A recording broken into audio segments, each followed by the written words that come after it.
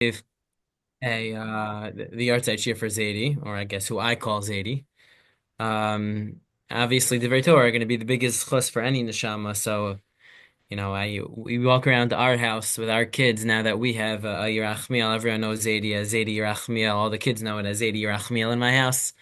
So it's nice to be able to tell my kids that I'm giving a shiur for Zaidi Yerachmiel. It's a nice suchus for him, and for everyone should get nachas from it also.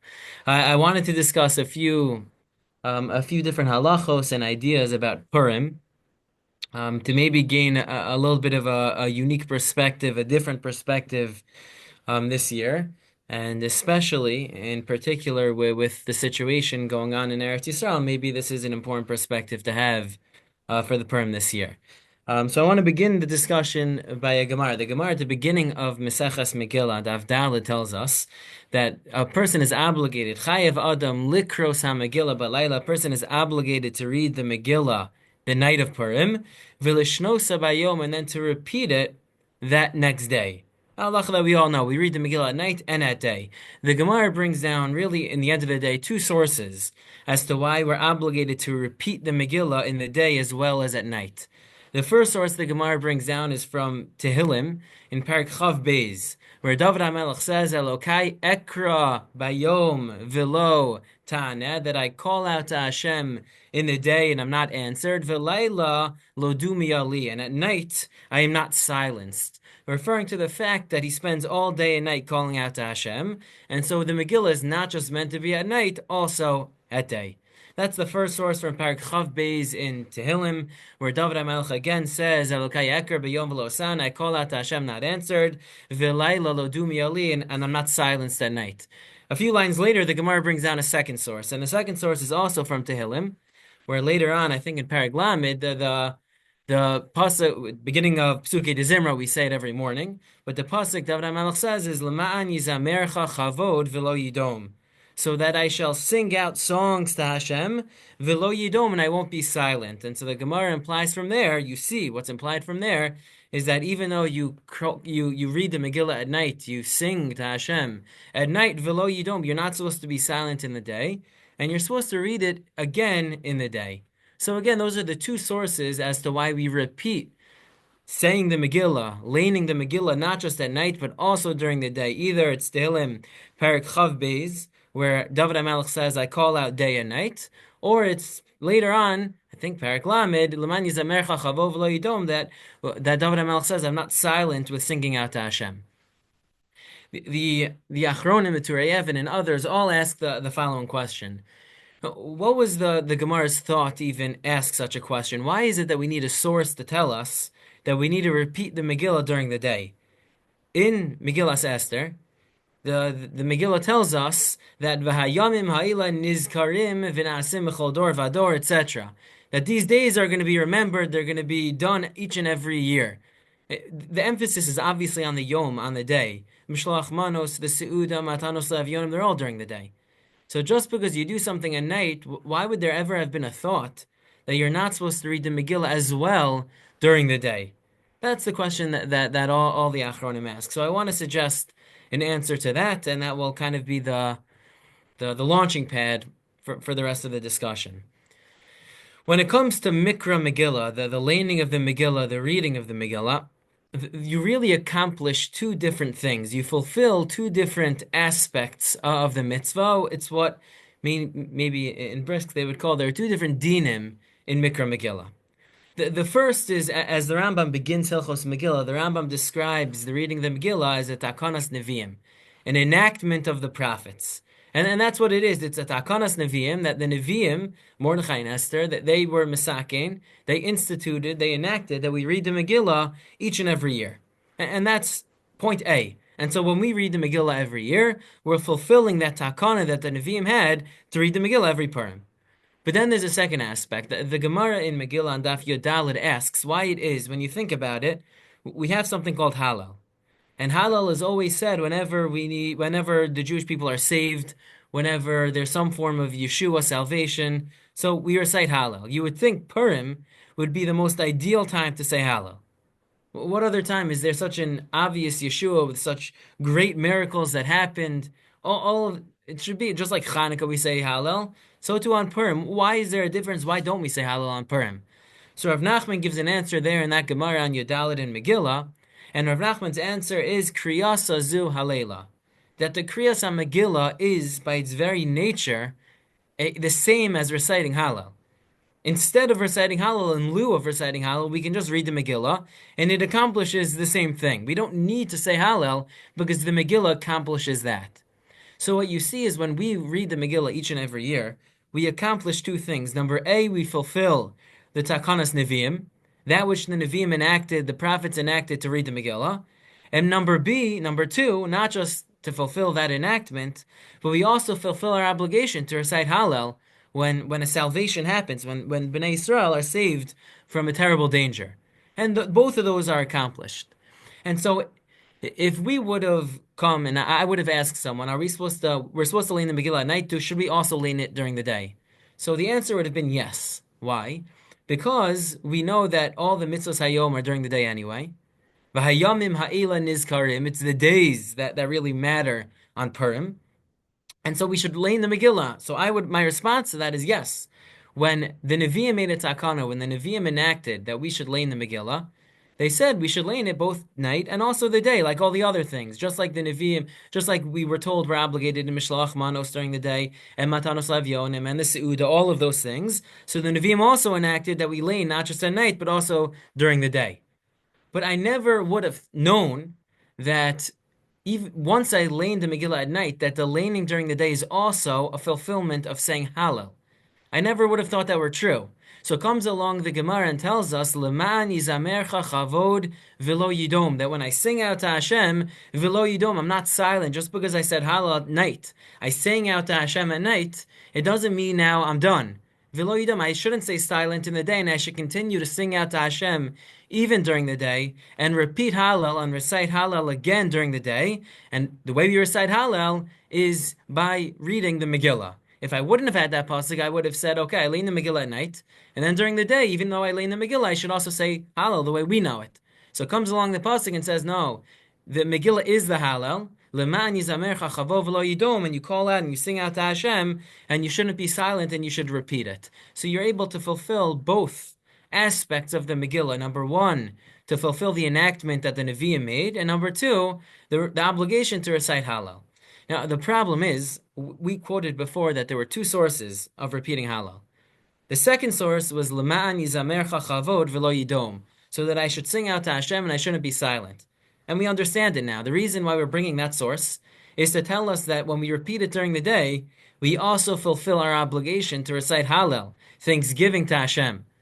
But the first source that we said that told us our obligation to repeat the Megillah was the pasuk earlier in Tehillim that said Elokaya kra bayom v'losane v'layla lo dumi ali, that I call out to Hashem during the day and I'm not answered, and I'm not silenced at night. And as Rashi explains, what David HaMelech was saying is that in a time of distress, I scream out to Hashem both day and night. I don't stop. So why is that necessary?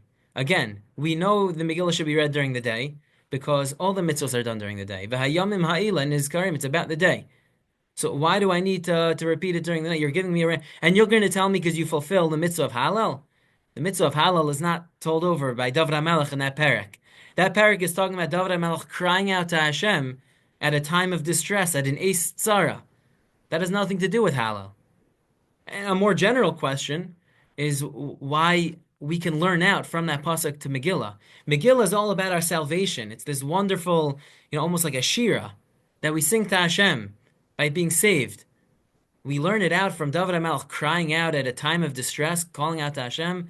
They seem to be at odds with one another. So what exactly is that pasuk adding on? Why does that teach us we should repeat? And how can we learn it to the Megillah? So perhaps the answer is the following. There's for those who daven every day and go to shul every day, or even if you don't, you would know that after we finish the silent Shmona Esrei and then the Chazaras Hashatz in the morning in Shacharis, we say a couple of other tefillos. So first we say Tachanun, and then we say Ashrei again, and then we say Lamanatzech, Perek Chaf in Tehillim, Lamanatzech Mizmor LeDavid, Ya'ancha Hashem B'Yom Tzara. We say that paragraph, and then we say Uval Letzion, another paragraph, and then Aleinu and the Shir Shal Yom, or the Shir Shal Yom and Aleinu, depending on the nusach. But those are the things that we say. So the Rama writes in Siman Tafresh Tzadi Gimel in Hilchos Purim that we don't say that paragraph of Lamanatzeach. We don't say that paragraph in between Ashrei and Uval Letzion that we would say every day. We don't say that on Purim. Why not? So the Balei Tosfos already in Megillah and Avdala tell us because what we say in that paragraph is Ya'ancha Hashem b'yom tzara. Hashem should answer us in a day, in a moment, in a time of distress, of tzara. And tzara bepurim lo mezachrinan, say the Balei Tosfos. They're at odds. Purim is a day of eat, drink, and be merry. Tzara means distress. They don't really connect. So say the Balei Tosfos, you shouldn't say that on Purim. It doesn't really make sense. That's what the Balei Atosos explain. And that's how we paskin. That's how the Shulchan Aruch paskins. So I mentioned the last time I gave a yartzeit shiur that the Zaidi had one notebook of Purim shiurim, or one shiur I should say, of Purim shiurim that Rav Soloveitchik gave. There are a lot of shiurim that he wrote down, but there's only one Purim shiur. And in that Purim shiur, the Rav spoke about a lot of different things. Last time I spoke about a little bit of one thing that the Rav mentioned. So I want to speak about a second thing that comes up in that shiur that Zaidi recorded. For those who are interested, so the shiur was given March 21st, 1978. It started at 8:05 p.m., ended at 10:15 p.m. The shiur before, which was on Tuesday, March 14th, 1978, was canceled last minute because one of the Rav's assistants called the shul about 7:45 to tell the Rav that he was not feeling well, but he hoped to give a shiur next week, probably a Purim shiur, since that would have been this week's shiur. So for those who are interested, that's the background of the shiur on Inyanei Purim. There's a lot more of that.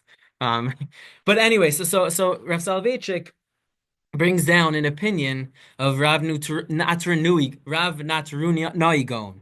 Rav Natrunui Gaon was one of the Gaonim. Now, to take a step back, just out of respect, as Zaidi was a Talmud of Rav Soloveitchik.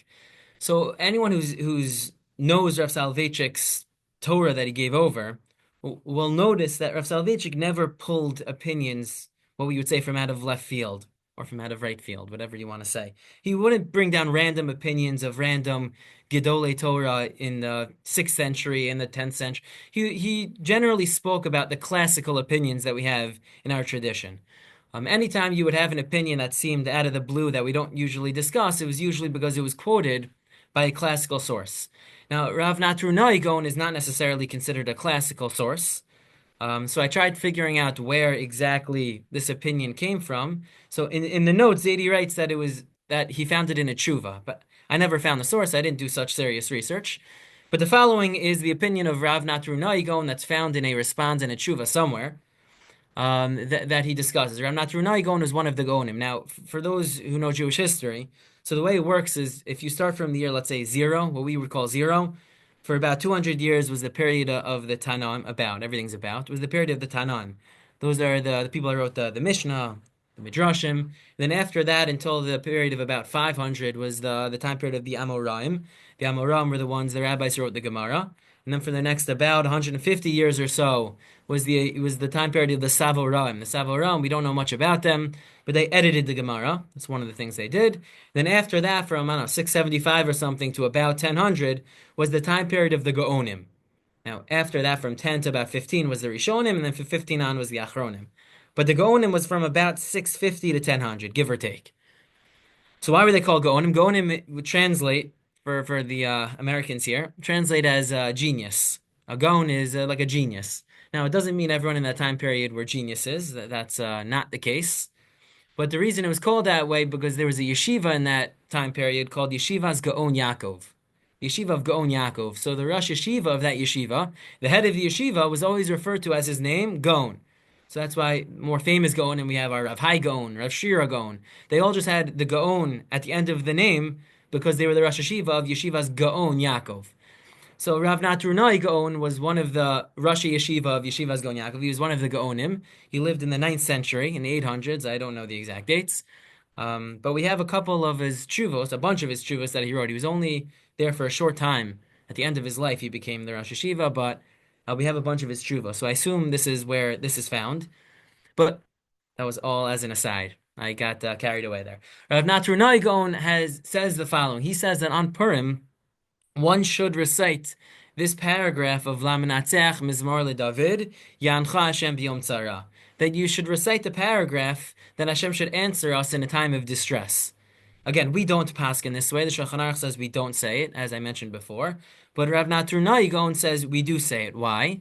He explains because at the time of the miracle, at the time of the Nes of Purim, it was a tremendous Eis Tzara, it was a tremendous time of distress for the Jewish people. And because of that, so Yancha Hashem B'Yom Tzara, we ask Hashem to answer us in times of distress. The Gemara in Megillah happens to be on Daf Tezvav. The Medrash also discusses that when Esther Hamalka, when Esther was going into Achashverosh's inner chamber, when she found out from Mordechai about all the terrible plans of Haman and Achashverosh, and Mordechai asked her to go save the Jewish people.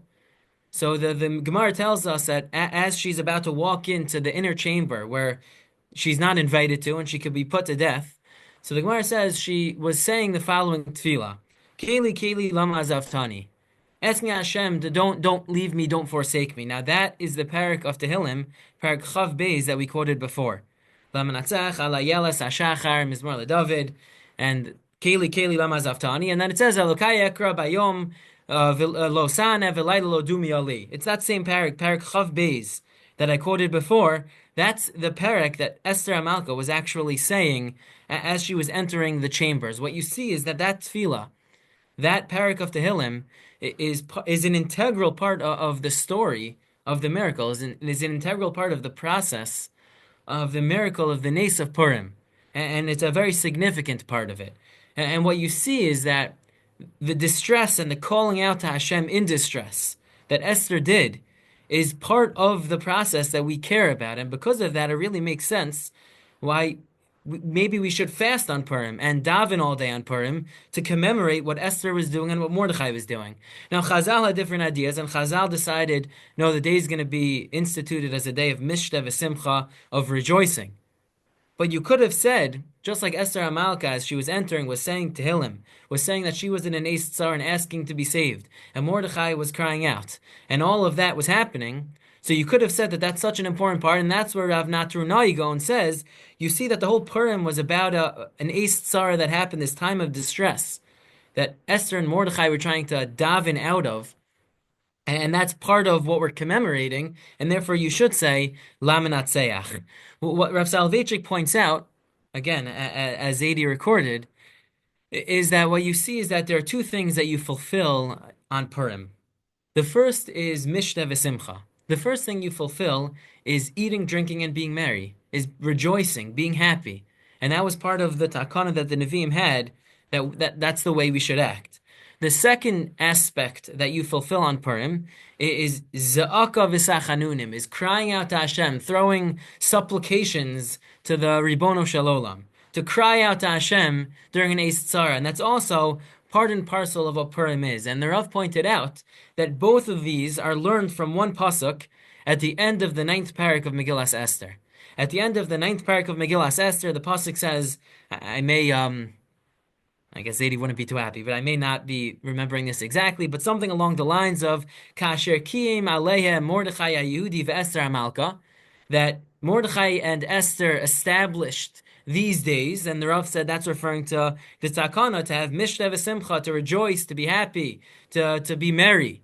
And then that very pasuk at the end of the pasuk says v'chasher kimu al nafsham v'al zaram, and they established on themselves and on future generations divrei hatzomos v'za'ak asam, and days of fasting and crying out to Hashem, what we refer to as Tainis Esther, but crying out to Hashem. And the Rav said, you see in the same pasuk, there were two things established.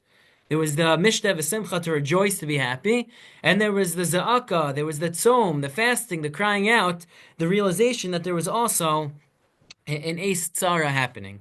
And that's what the Rav points out. Now, with that understanding, perhaps we can now answer our original question. We asked why it is the Gemara tells us that we learn the Megillah Purim night, and then we are obligated to repeat the Megillah during the day. Why? The pasuk tells us "L'man yizamercha chavo v'lo yidom," and we explained because it teaches us that there's also a fulfillment to say Hallel during the day. Great.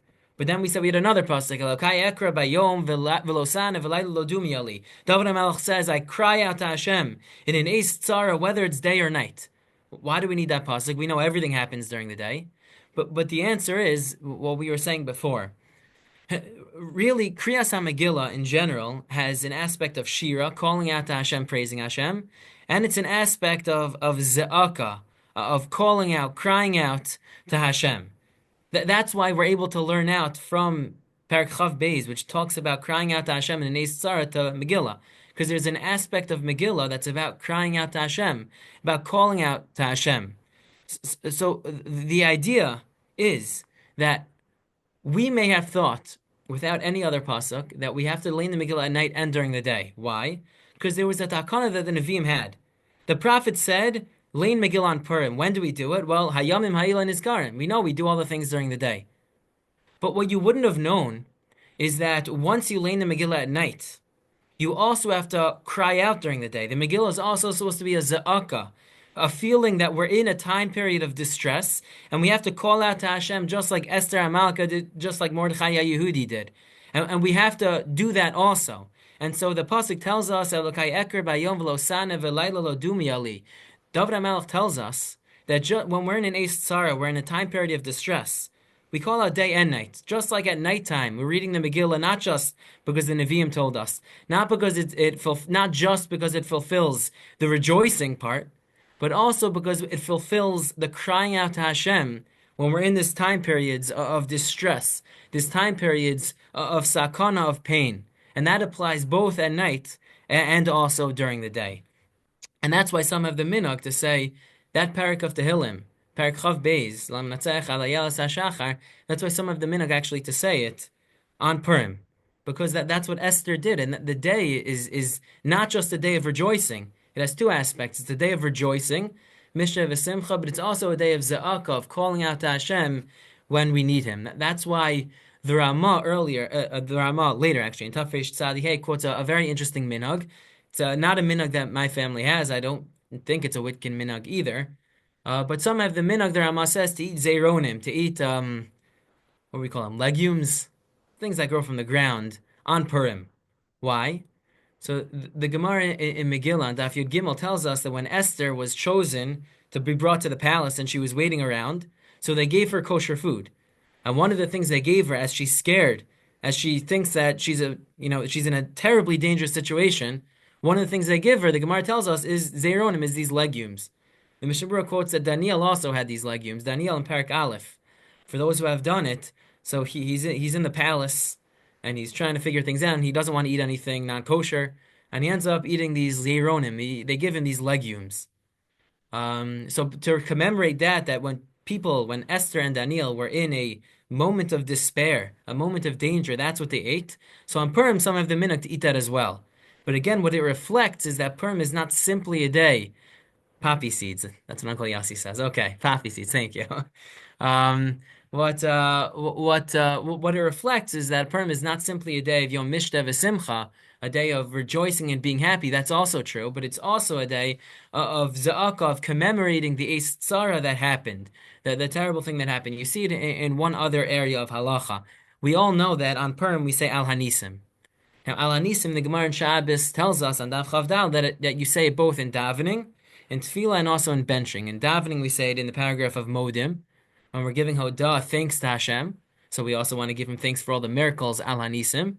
And we also say it in benching by the paragraph of Nodeh Lecha, when we're thanking Hashem for all the things He's done for us. So we say Al Hanisim in both of those areas, and that's how the Shulchan Aruch brings it down. In Hilchos Purim, it brings down Hilchos Chanukah also, but in Hilchos Purim here in Tafresh Tzadi Hey, so the Shulchan Aruch says you should say Al Hanisim in benching, and that's all it says. The Magen Avram was one of the super commentaries of Shulchan Aruch Orach Chaim specifically, but the Magen Avram tells us, quoting from earlier Achronim, the Shla Kadosh, the Marshal, that if someone forgot to say Al Hanisim in benching, so you should repeat it. That's what the Magen Avram says. Now, the Magen Avram takes issue with this because davening we don't do that. If someone forgets in davening, I get like four of these questions a year. If someone forgets Al Anisim and davening, the halacha is you don't repeat Shmon Esrei. That's the halacha. So the Magen Avraham says, why would benching be any different? I'm obligated to daven just like I'm obligated to bench. Why should there be a difference between the two? If I'm obligated to go back for one, I should be obligated to the other. And if I know I'm not obligated to go back, if I forgot in davening, I obviously shouldn't go back if I forgot in benching. So what's the difference? And the Magen Avraham gives a whole answer for that. He gives a different explanation. But perhaps the answer is as follows. What's the reason why we eat a su'udah on Purim? Why do we have a meal on Purim? So the answer is presumably very simple, and that's because the Nevi'im instituted that these days are days that are meant to be Yom Mishteh v'Simcha. They're days that are supposed to be rejoicing, eat, drink, and be merry. That's the whole point of the day. And because that's the whole point of the day, so Su'udah is the obvious time where we're eating, we're drinking, and we're being merry. So that's why we do it. So we say Al Anisim in benching, because as we're, you know, rejoicing, we also want to remember and give Hodah, proper thanks to HaKadosh Baruch Hu for the miracles. Why do we daven on Purim? We daven every day. There's not really any difference, right? Where I'm obligated to daven today, I'm obligated to daven on Purim.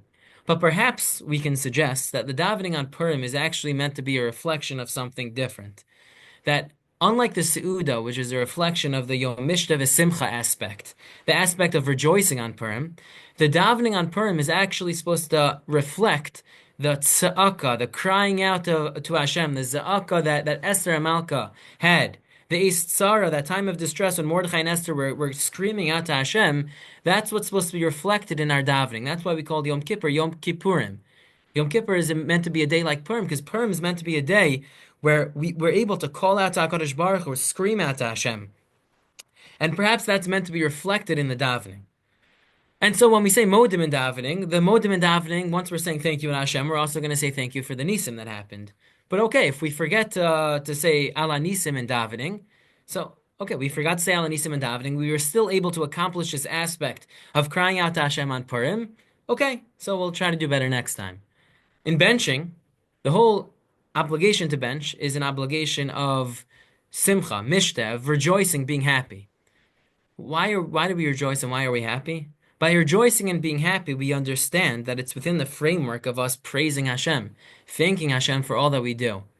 If we forget to say Al Anisim in benching, so we miss the point of the Seudah. We miss the whole point of the eating of the Seudah on Purim.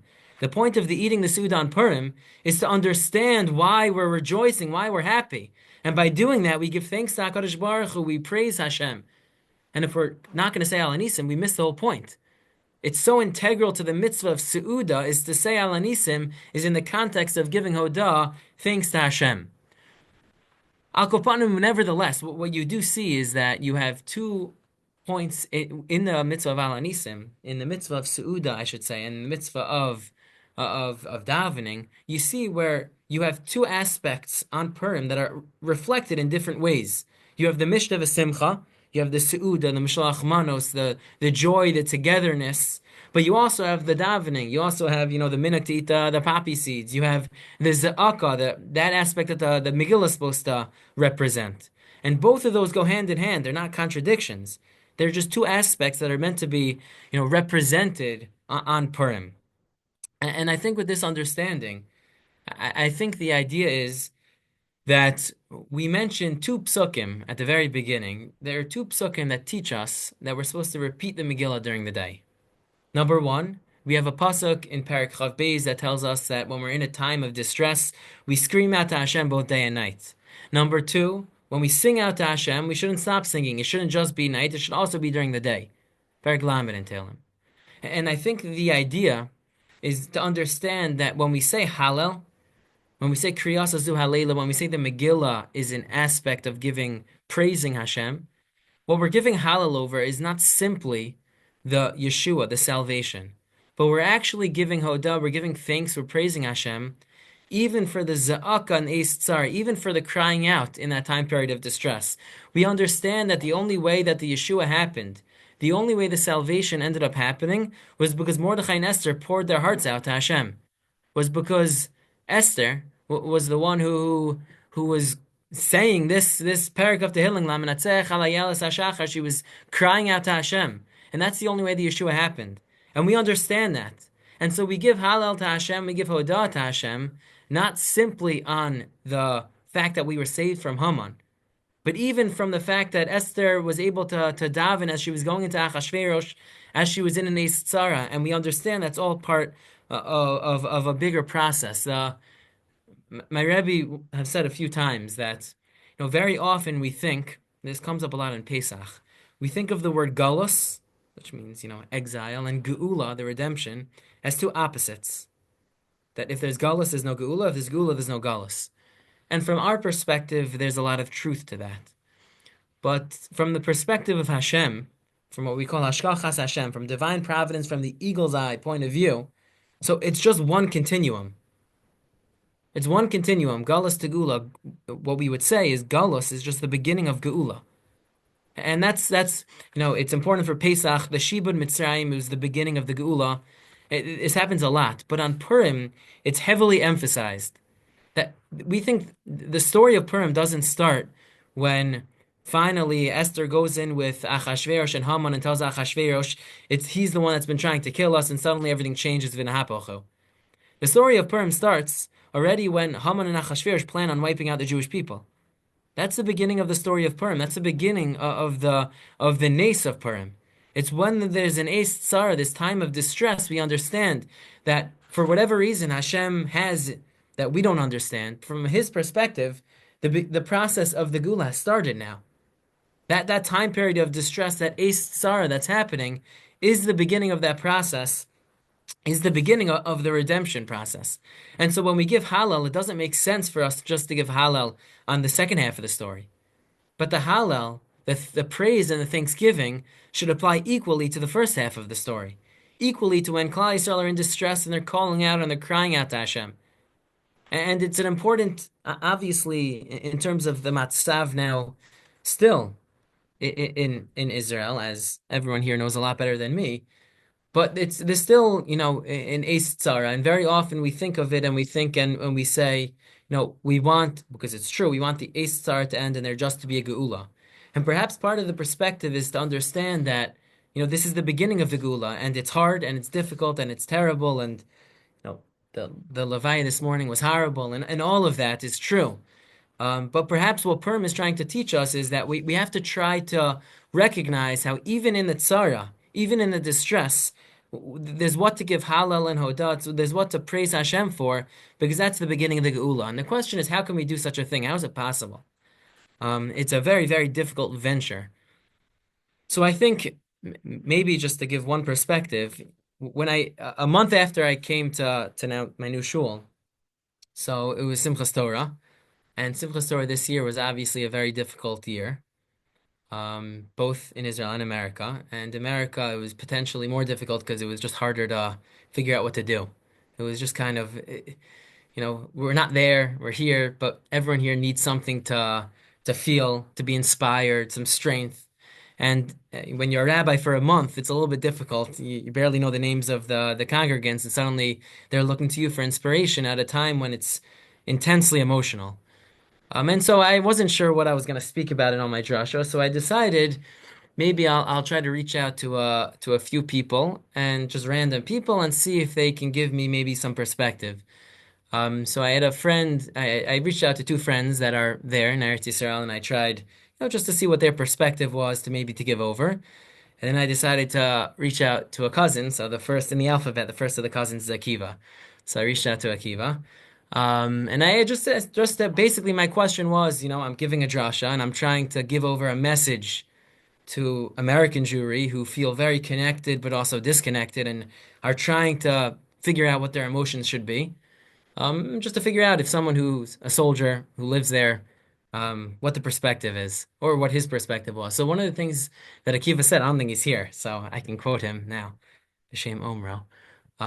One of the things that Akiva said was that what a lot of the rabbis were talking about then is that even though there's, so much pain and tragedy and suffering, but the amount of miracles is unbelievable. The nisim that were happening are just, they're almost, we would call them nisim gluyim. In 100 years, we're going to refer to them as open miracles. I mean, the things that have happened over the last year, year and a half have been things that, they make movies about. It doesn't happen in real life. And, to focus on, yes, there's pain and suffering, but to focus on the miracles, as he said, it helps you recognize the Yad Hashem. It helps you recognize God's hand there. And if you're able to see the miracles within the tzara, you once you recognize those miracles, you can also recognize the hand of HaKadosh Baruch Hu, the Yad Hashem there. And if you can recognize the Yad Hashem, you can understand, even without understanding why and how, but you can understand how this is all one continuum. You can understand Hashem is still here guiding, and this is just the beginning of the process of Geula, whether you want to call it Ikvasa de Mashiach, Schalta de Geula, whatever phrase you want to call it. You can have a different machshava disagreement about that. That doesn't make a difference. But what's clear is if you can recognize the nisim, so you can recognize the Yad Hashem. And if you can recognize the Yad Hashem, you can recognize the ability to give halal and hodah, to give thanks and praise, even in an eis tzara, even in a time of distress. And so on Purim, yes, it's a time period of mishta v'simcha, but it's also a time period of an eis tzar. It's a time period where we're supposed to cry to Hashem about the eis tzar that happened and that continued to happen. And part of the crying out and recognizing the eis tzara and commemorating that eis tzara is giving halal also, is understanding that it's all guided by the hand of HaKadosh Baruch Hu. And once that's recognized, we can kind of begin to glimpse this continuum of hashgacha, this continuum of, yeah, this is an eis tzara, it's all part of the Geula process. I remember, very vividly, younger being in the White Shul and being with Zaidi, and Zaidi getting into very intense, heated conversations about Israel with his friends. And, I was doing the math before, trying to figure out when it was. It was not during any of the intifadas. I know I may look a little old. It was not in 1948. I was not around then. And along with Grandma, I was not around in 67 and 73 either. So it wasn't then either. So it was a time period where there was no active war. And I remember how intensely heated he would get in these discussions. For someone who understands the significance of something, especially the state of Israel and Medinas Yisrael as a whole, so an eis tzara is always. Everything is part of the Geula, so you always want to see the Yad Hashem, and you can always recognize the potential dangers. And if you see the Yad Hashem guiding the Medina, you see the Yad Hashem trying to guide you to eventually the Geula, so things are going to really upset and disappoint you as you're getting along the way, and you see people trying to divert from the path that seems to be divine providence, that seems to be Hashgachas Hashem. And if you recognize the miracles of the Hakamas HaMedina, you recognize all the miracles that have happened since. And you can recognize the Yad Hashem within that. You can understand how, even in time periods of eis tzara, that's still part of the journey, the process, and that's still something to give hoda'ah onto. And I think that's the message of Purim, and it's a unique message of Purim, the two aspects of Purim, not just Mishta v'Simcha, but also Purim as a day of crying out to Hashem be'eis tzara. And I think it's specifically apropos to a time period when Klal Yisrael is still really in an eis tzara, a time period of struggling, of pain, to be able to still see the Yad Hashem, to be able to still recognize the miracles. And that's why this year, like every other year on Purim, we don't just read the Megillah and daven, but in each davening and each benching, we say not just thank you Hashem, but we say Al Hanisim, Val Purkan. We recognize those miracles.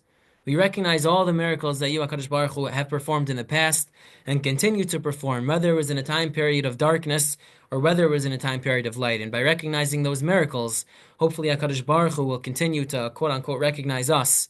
And the guide to the ultimate Geula will become much more apparent and less hidden. And we'll all be able to witness the coming of the Geula b'mheira v'yameinu. I'm going to stop here just because I do have to run in a few minutes. So I am sorry. Shkoyach. Yeah. It's good to see everyone. Oh, yeah. And it was Phyllis who said the poppy seeds, not Yossi. Oh, okay.